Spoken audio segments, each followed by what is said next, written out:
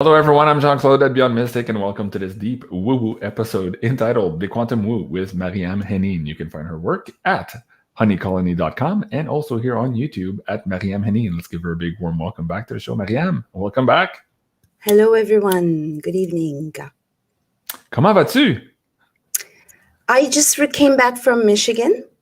I was at the Reawaken America. Zach was speaking and I went and saw Ann Vandersteel and Mel in person to meet them, and Dr. Carrie Madej. And it was really interesting to be in Michigan and see the vibe there compared to San Francisco. Mm-hmm. And also to see that I am sleeping better outside of the house. So I think that it's mold again that I'm dealing with. And just to say also, there's reverb. I apologize. You're sounding good at this end. Folks, give us a 5x5 if everything's okay. We were rushing here, and I do apologize. I'm the one who's late tonight here with traffic, and we didn't have much time to do a sound check here before we went live. So let us know if everything is okay. So, MARYAM, your video camera, though, is very, very foggy. It's like we have a bad connection on your end. You're really? Like very foggy. Foggy, here. like literally I have to clean it? You mean I have to wipe my hard disk, Hillary Clinton? No, I mean the connection is foggy. Okay, everybody says 5x5, so we're good to start. MARYAM, I'm still foggy? Yeah, you're a little bit. Yeah, you're not clear. Put it that way. Maybe it's lost in translation, but I see that my screen is running in 1080p, and you're at best 720 of that. Like it's very. Okay, let's see if that's. I apologize. The main thing is that people can hear you. At least there's no sound issues. Yeah, everybody says it's clear. Oh, Anita says it's clear. It could be from my. No, here. You're frozen on the screen right now, actually. Not for long. Your lips are not moving at the same time as your voice. What? Okay, now you're back. It should be in high resolution now. Let's just keep going. Everybody says it's fine. So it could be just a weird connection issue. Should I go out and in again? You can try. Sure. Let's do that. Just completely disconnect from the link. Okay, yeah, hold on. And come back. Okay. Sorry, everyone. No worries. Hey, folks. How's it going? Jean-Claude here. Sorry about that. We're having some little technical issues here. And, you know, a lot goes into doing these live streams. And I usually prepare, and I'm always here 10, 15 minutes before each live to get all this sorted out. But sometimes, you know, life happens. So here we are tonight. Okay, so let's see if we can get MARYAM back on the screen here. Yes, now you're clear. See? Interesting. Okay, sorry, everyone. Right. So in regards to, I finished on the mold, which just for everyone out there, it is the great mimicker. And I had interviewed this independent investigator who basically got his life, he's digitally assassinated. So he had to find a different métier and profession, and he went into mold, and he was just telling me the exact same thing, how it's so underestimated with chronic illness, and that people just don't diagnose it properly. In any case, a good telltale sign, if anyone suspects it, is to leave for a couple of days and then come back. But so it was really nice to be in Michigan and to be with people who are active and doing something. I had a great time. So I wanted to just start with a little meditation. Oh, I'd love that. Okay. What does the audience need to do to prepare? Yes, very good. Yeah. Very good. I would like for you to put your feet on the ground and to be grounded. If you're sitting in a chair, I mean, I don't think you're watching us on the floor, but so put your feet on the ground. We're going to do 3 rolling ohms. So people know I went to school at the California Psychic School in Santa Monica, California, and we learned how to ground. So I'll take you through a little grounding, and we're going to be also just pulling energy from our crown and letting go of things that are not serving us through our grounding cord. So I'll take you through that. So when people are, hopefully you're comfortable, you're ready. Okay, And then the ohms, if you let want me to ask put, you to maybe hold on in the chat for a little while we do this meditation, and then we'll come right back to the show. all right. So if you want to put your hand over your heart like this, or just whatever, we're going to start with 3 ohms. So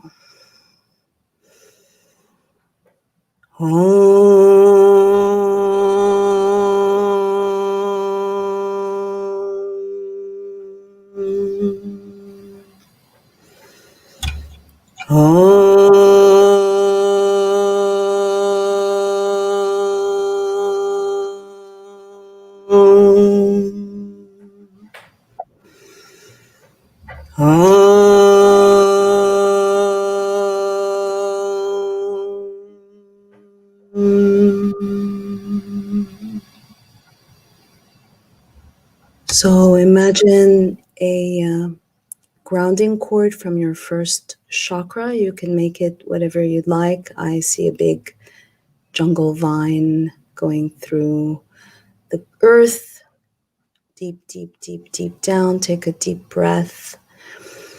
And when you exhale, just picture it going down. The grounding cord. You can also have grounding cords. You have chakras at the bottom of your feet. I personally, the way I was taught is I'm not drawing up earth energy higher than the second chakra because it's too dense. Rather pull from the crown down and circulate it up. So continue to take deep breaths, and then upon the exhale, just release things that are not serving you. Take some, maybe 3 or 4 breaths.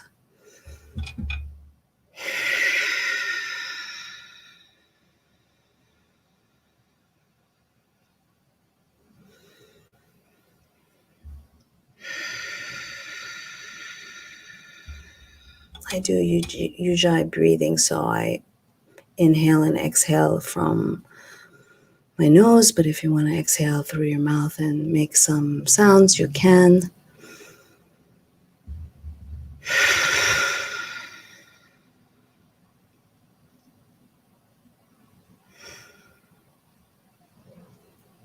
So I'm going to ask that you ask to collect any energy that you've given from the past, present, future. I call back energy from my friends or family. It's kind of like a energy retrieval. And I personally picture collecting it in an orange golden ball above my crown chakra. So any things that are just niggling at your brain, or just energy you've maybe spent foolishly or not wisely, just call it back and collect it into a golden ball over your crown chakra. Then when you exhale, just picture that golden light just going through your crown chakra, back of your head, and the back of your chakras, all the way down your heart, 3rd chakra, 2nd chakra, 1st chakra, and then just circulate it in front. So go back up your 1st chakra, 2nd chakra, and breathe it all the way up through your heart, through your throat, through your 3rd eye. Just imagine circulating, and you can also continue to just dump things that are come up that no longer serve you.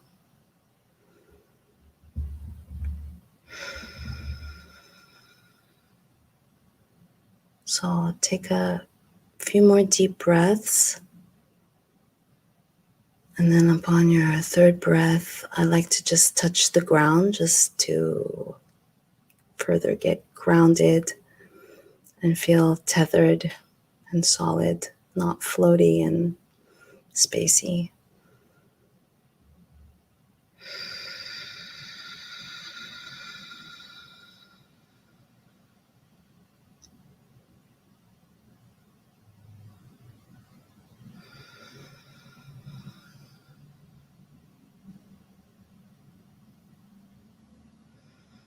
When you touch the ground, you can softly just open your eyes again and come back to your room where you are.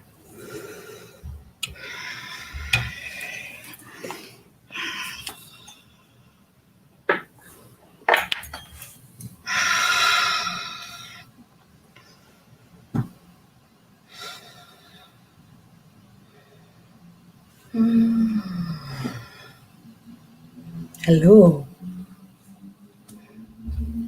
Hello, hello. Welcome back. Thank you. Welcome back. Thank you for that. That was beautiful. Very Thank you. soothing. So, folks, how did that feel? That was new for MARYAM and I on this show, and I love the frequency of that a lot, actually. That was really, really nice. And thank you, everyone, for being calm and collected and participating in this meditation with us as we get started. Now, MARYAM, to set the tone for this episode as well, do you want to maybe pick a card? Yes. Let's get into that. So again, I'm using this archetypes guidebook.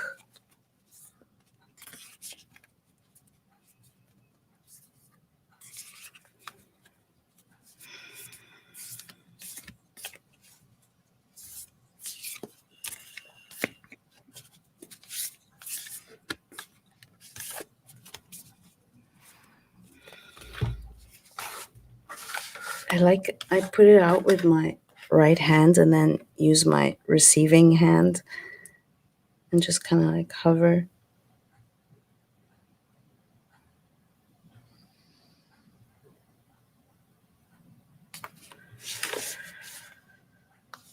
Okay.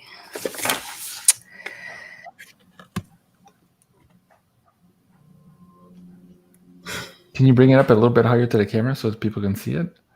There you go. I'll bring you up on the screen too. You're little. There you go.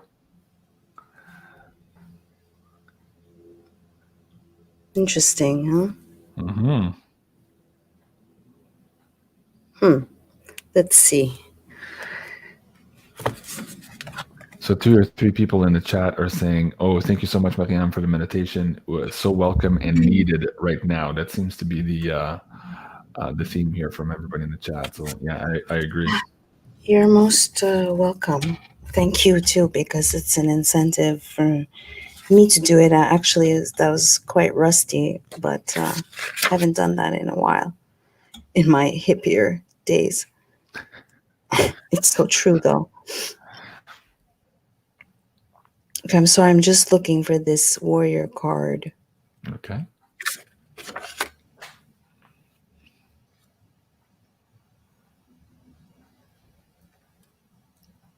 Oh, it's not here. Where is it? I'm pretty good at finding stuff. Does it have another name? Okay, here we go. 81.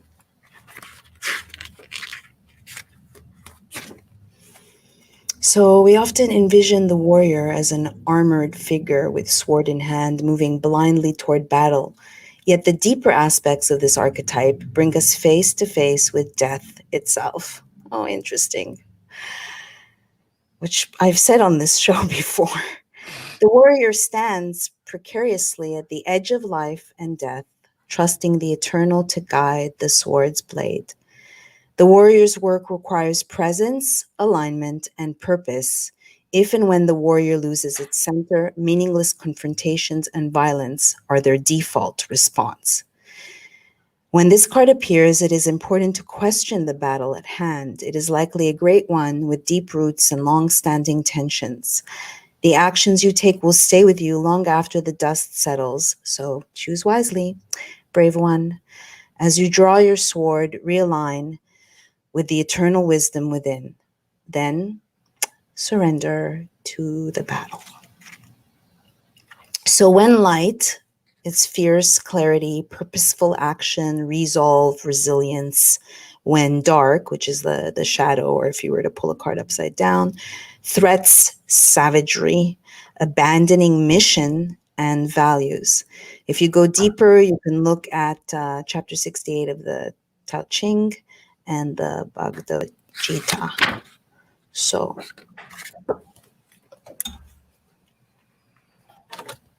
I think that's very apropos. And Olivia is saying, yes, that's us. We are all light warriors here in the chat. Most of us are, absolutely.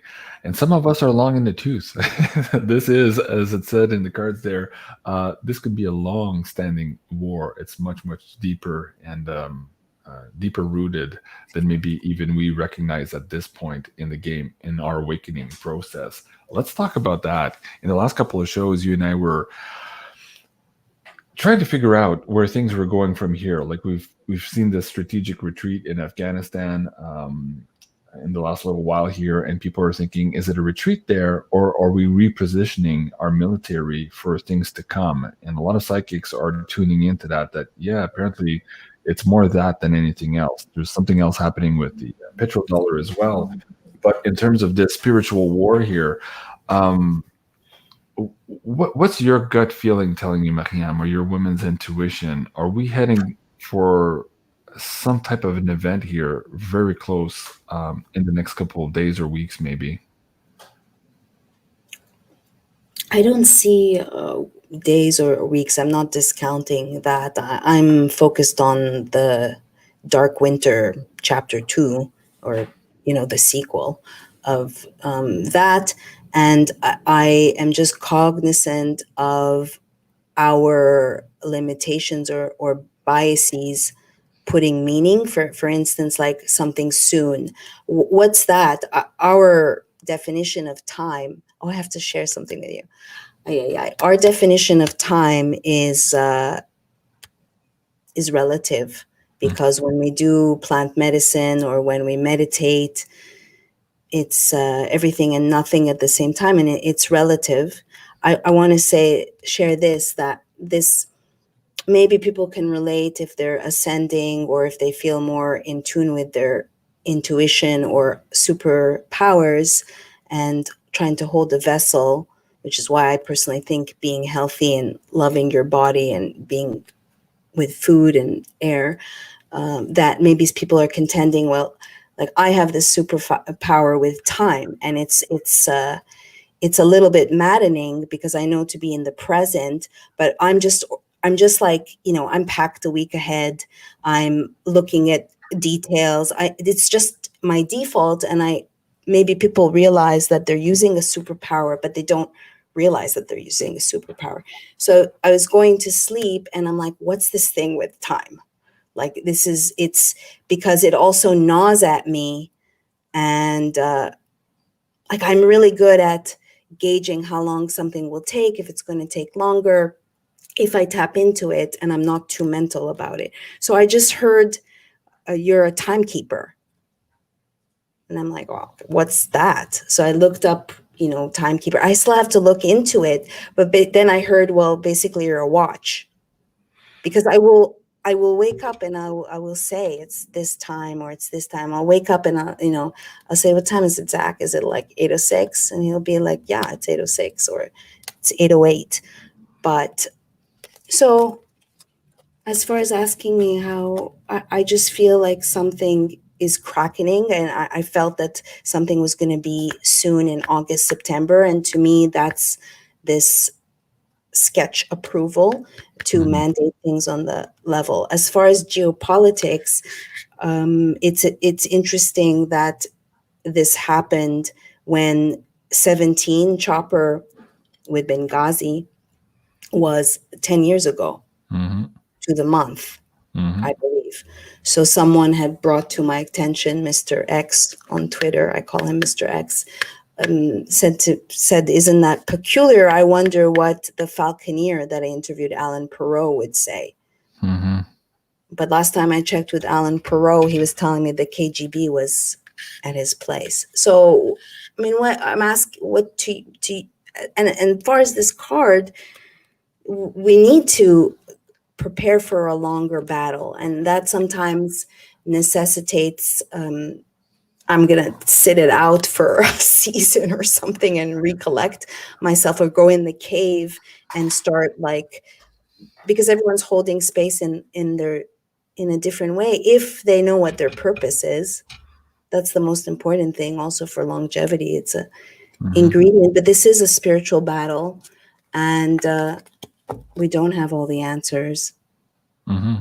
What do you think? Melissa on the screen here is saying, yeah, it goes all the way back to Enlil and Ki. And to some extent, I agree with that. But when I said about time, like, is it in a couple of days, couple of weeks?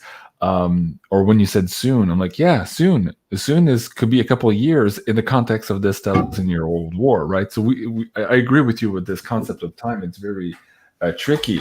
At the same time, it's no time to talk about time. That's a joke from Star Trek.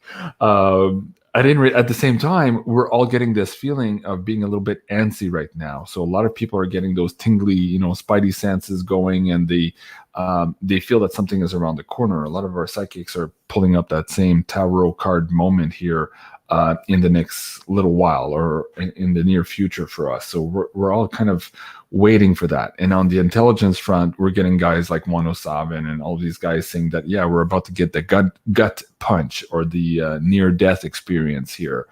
Well, so it's fascinating that it's coming from the intel sources, but the psychic world is also kind of tuning into something's not right. Of course, the mainstream media is painting over everything, and we're trying to pretend and hold a line that this facade is still working, but we know better. So it's kind of weird. And also, when you mentioned something about time, it struck me because for the last 10 years, I've been living ahead of time in the way I think, in the way I see events unfolding. So we're just talking about today the death of the petrodollar, with Russia signing this agreement with Saudi Arabia, which basically makes the Nixon moment maybe null and void, which created the petrodollar in the first place when Nixon took us off the gold standard. So like, these are big events, but in my mind, that already happened 10 years ago. I've been forecasting all this stuff, and I've been living and preparing as if that moment was already here for 10 years.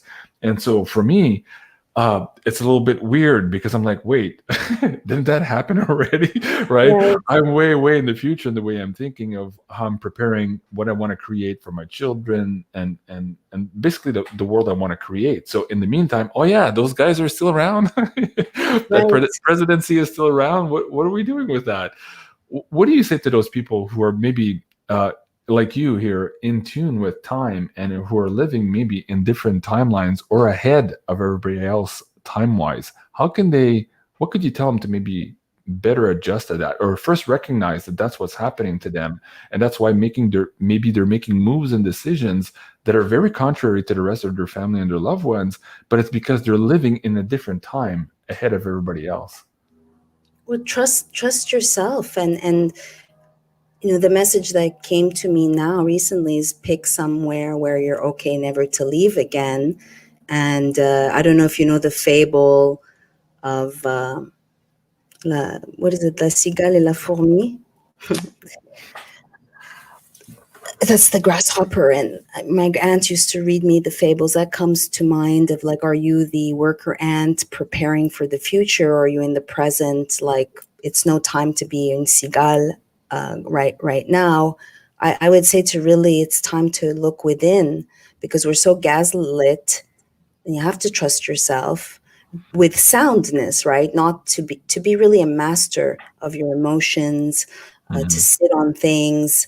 But I believe it is time to act, just for our own measly semblance of time in the bigger picture. That's on the, and as far as, like, let's say, ascending or getting ready. So to answer your question, I mean, I find it's frustrating. I don't have the answer to your question, in that it's like, what's the point of me being, by the time you guys all catch up to me, even with my business, it's like, well, I lost my edge here, because, so don't be dependent on someone else's edge. You have your own timetable. Like, I'm getting ready to leave. As far as I'm concerned, I'm way, like, I should have left a long time ago. Let's say Zach says, it's not time yet. Don't leave. Well, you don't even know why you're doing something. It's only often, I'm sure everyone has had enough experiences where in retrospect, whether it's a week or 5 years, it will become clear. Sometimes it never becomes clear as to why you did the things you did, but it is really in the spiritual battle to have and cultivate faith, even if that means your demise.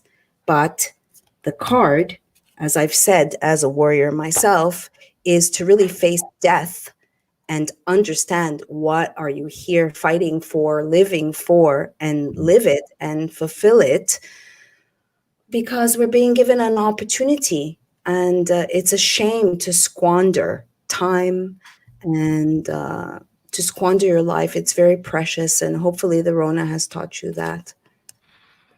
Absolutely.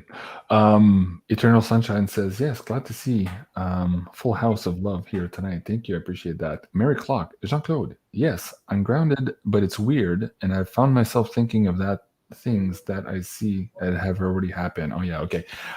When I'm with family, I have to readjust. Strange, but okay. So yeah, it's that weird dilation of time or understanding of the events that are unfolding, or maybe we're forecasting a lot of those events, but for a lot of us, we're kind of like living them before everybody else. So it is kind of weird. So I don't know how. Yeah. Go ahead. I was just going to say, what I also feel like is like I'm a go-getter. I'm not passive. And it's also been like the honeybees have taught me to be more in my feminine, where I'm just maintaining this constant lesson, maintaining a certain frequency and being and allowing things to come to me like a magnet. And I remember doing this exercise. I went to my reunion for high school and I just sat there. And then even a friend came and goes, why is everyone walking up to you? But I was magnetizing. That's just a little example. So it's a constant, I think, practice of achieving balance, because there's a lot of, at the same time, stagnation, where many of us that are in the future or that see or are go-getters or whatever are like, come on already. Come on. I'm sick of waiting. I'm like, we need more people to wake up. I don't know about that. Mm-hmm. Yeah, I agree. It's very frustrating. Lexa Laura says, totally into what MARYAM is saying, but I'm distracted by how pretty she looks tonight. She's referring to your hairdo. A couple of comments already. You guys love. That's so sweet, because I surely don't feel that in my environment. The environment is so important wherever you are. But thank you. You're welcome. And intelligent, Jean-Claude, you mean you're not perfect? No, by no means am I not perfect. No, I'm not. I'm on the road to self-mastery, but it's a long-ass road, I gotta tell you. So going back to what you were saying here about people needing to wake up to their mission and to step into that role and be active. I was guided last week to record this video here, and I put it on BitChute for a reason, because some of the language there might be too difficult for this channel here. But essentially what I was being guided to say in this video was that we're about to be called to action. A lot of us already are, and the ones that are going to get a promotion here and be responsible for even more. And the reason I was saying that, it's not just about self-actualization to our mission, but also the fact that things are about to change here very, very quickly, and that a lot of normies are about to wake up, and those people are going to be lost. And so we need to step up our game, each and every one of us, really step up and level up basically what we're doing. And it was funny, in a previous conversation, I had some people telling me, oh my God, JC, I'm 70 years old, I'm 80 years old. I was listening to Art Bell way back when. When is this going to happen? I'm like, well, it looks like it's now. So whether you're 80, 60, 20, right now is the time to level up. And so whatever you're doing in this particular battle, you just need to stay calm for a couple of minutes and really be centered inside yourself to hear what it is you're supposed to do. And you'll get that deep knowing. You just need to kind of like push everything out for the moment and stay connected to your true self, because those signals are coming very hard and fast for everyone right now. And on top of those signals coming hard and fast right now in terms of telling people what their missions are and how they're getting promoted in this. I won't even say it here, but you understand what I'm saying. There's also the other side of the equation that's pushing down messages, like Cliff I was saying last week. He did this weird warning woo video where he explained that 3 times he had this download, this informational download come to him, that it was okay for him to get the thing, and he had the feeling of soulagement. What's that word in English? Soothing, relief. Soothing feeling. And he's like, what the hell does that mean? Like, I'm totally against this thing. Why am I thinking that? And he just kind of brushed it off as maybe a weird thought. Then it happened again and again. And he started getting a couple of emails from other people, including psychics, who were saying, hey, are you getting this too? We're picking this up in the field. Like, these are not our thoughts. Who's pushing out this information? So anyways, I just did a video with Janine the other day, and we asked about that. And apparently, yeah, there is a technology in place right now, whether you want to call it voice of God or, you know, something equivalent to that. Apparently it was set up maybe even a year or 2 years ago. And it's kind of like running on autopilot now because they had these specific dates in which to roll out these portions of basically full spectrum attacks on humanity. So that's incredible. And that's what I mean. Like, and that's why we started the show with this meditation and with this grounding. We need to be grounded into our center heart here to listen to our higher self, as opposed to all of this traffic and noise coming in. And now insidiously, these messages coming in to maybe brainwash you in not just in dream state, but in awake state, as Cliff was saying. What are your thoughts about that, Maryam? Well, having lived across the street from a Cinco Geo pole, that I used to see the thoughts forms come in certain waves at certain times. I mean, that technology is not surprising, right? To be able to, and I think there's more amplification where electricity and water. I don't know if that was a message that he was always there and now he's picked up on it, or if someone's now, like, what's caused him now to pick up that message, if they're amplifying it, or if he changed the channel for himself to pick, you know what I mean, to pick it up. However, if you're not going to be able to discern, I've certainly had thoughts as an empath where you have to, you know, even as an empath, there's like shielding. I don't shield enough. Work to do, and discernment to be able to see what is yours and what is not. Mm-hmm. So if you've, you know, even as a young child, I got messages, let's say when I was trying to do out of body, and then I hear something might come inside of you. That was not my thought. I was only 13. So will people be able to know that that's not their thought if they don't have self-mastery or individuation? Because when we're exploring with my other sensitive friends, what is it? Or is it the rebel gene? Why is it that person that I was friends with is like not like is living in a different reality, like that film, The Leftovers, the series? I think I asked my girlfriend, she said individuation. And for whatever reason, from a young age, I individuated, and I have an allergic reaction to just doing things because the crowd is doing it. I don't care who it is. I just, so it's not to say I don't confer with other people or regard other people's points of views. So I think it is really, you need to meditate and go within. And I speak for myself because I haven't been meditating regularly. I've been active on that for the last couple of months. I got this message a couple of months ago. You need to tune the body up. So in that triune mind, body, and soul, my body was lagging behind. Part of that was an injury a year and a half ago, but also food, diet, everything else. So I've been working really, really hard at that for the last couple of months. And that also included even doing more meditations than I was doing before. So I'm really keen on that right now. And it's funny, Chris Beatty is saying, yeah, I'm an Uber driver and my job is to make people smile right now. I love it.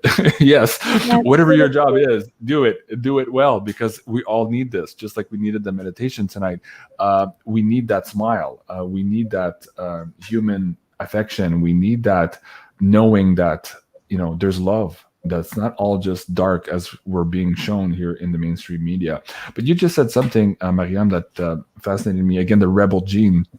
I did this book review with Carrie Cassidy, which is called The Rebel Gene.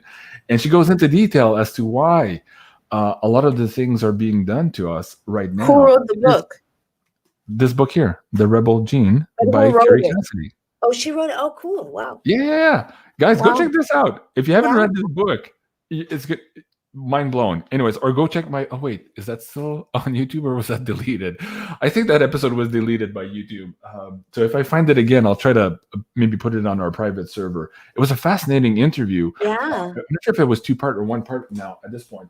At any rate, it goes into, once you get the bigger picture, you kind of understand why they, I would just say they for now, are doing the things that they're doing. They're trying to stamp out that rebel gene.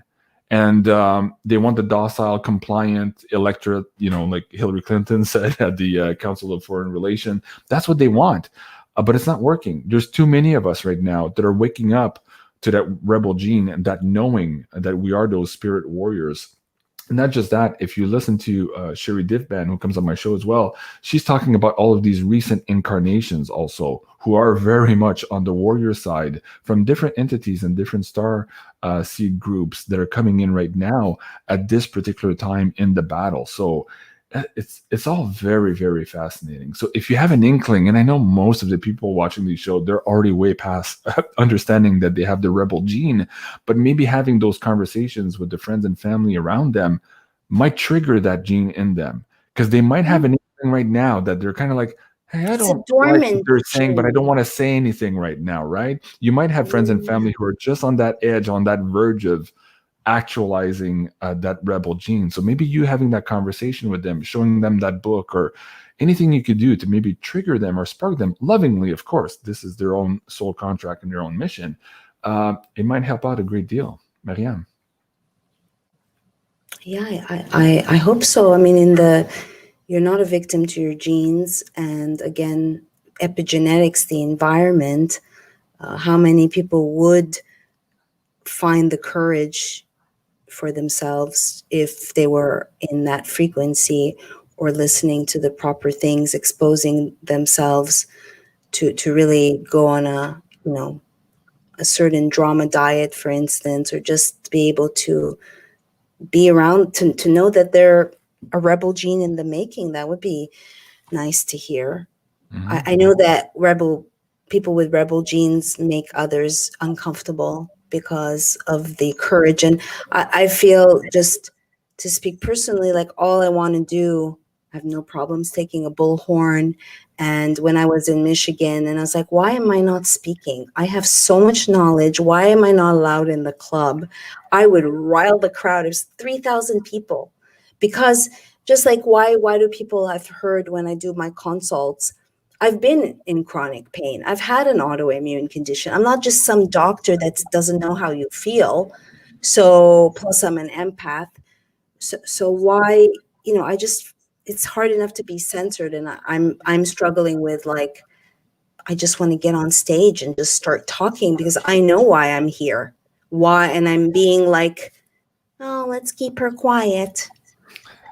Yeah, we got a lot of that, and myself included. Well, I know. You and I have both had our channels deleted, terminated, demonetized, and all that. But I was looking for that famous picture of you with the bullhorn in Washington, D.C. You and I had used it for one of our shows, which, of course, was deleted a while back. But at any rate, these pictures are coming up here. And let's talk a little bit about your shamanic side and your bee story. There's a brand new audience here, and it's growing every day. And they might not be aware, one, of your documentary, but two, how very interconnected you are to these wonderful creatures. Let's talk about that a little bit, your experience there and how you're connected to that world. It was, by the way, it was National Honeybee Day last weekend. And after my near-death experience, where I was hit by an SUV and dragged 50 feet and woke up to many broken bones, including a 13-inch titanium rod, and being given a second chance, I've almost died like a cat a couple of times. So I really prayed for some purpose to be in service. And in fact, like if you listen to the Course in Miracles, I used to do it more. I did it this morning. Just please, God, use me. Let me be in service. So I was looking for purpose, and the bees flew into my life. And because they represented the sacred feminine and they feed us and they're ancient, I just spent 5 years to make Vanishing of the Bees. And when I first set out, I was quite scared of bees. And I told myself, just like I'm doing with George Floyd, when I'm done, I'm going to be an expert and I'm not going to be scared. And I remember being in Chinatown. Are you still there? I think. Oh, hello? Hello? Hello, hello? Oh, what the hell?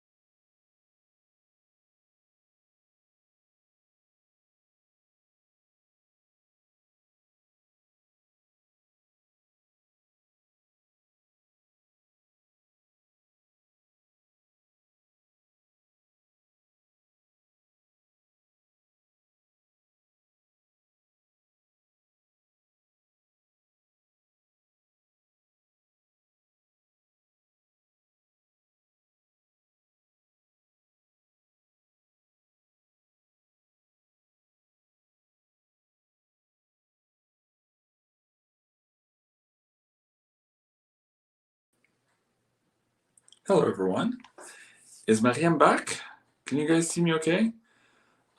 We just lost the main internet connection, so the whole hub apparently in the region is down. So I'm on my cell phone now, and I'm looking to see if I can try to reconnect the other speaker here while we're in this live stream. So let me see here. Yes, JC, no Mariam. So we lost Mariam as well? That's so weird. Yeah, right now I'm on my cell phone, but the internet connection that feeds into the house apparently is down, and so too for the neighbors. So there's something happening at the main tower here, a few kilometers away. Okay, JC, you're good. Can hear you. Okay, so let me see here. a little bit harder to do on the cell phone here, so hold on a second here. See what we can do. Settings, cancel this.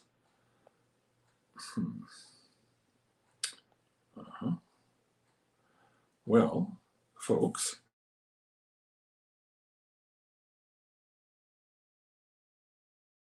do this messenger. Hello? Wait. Hello?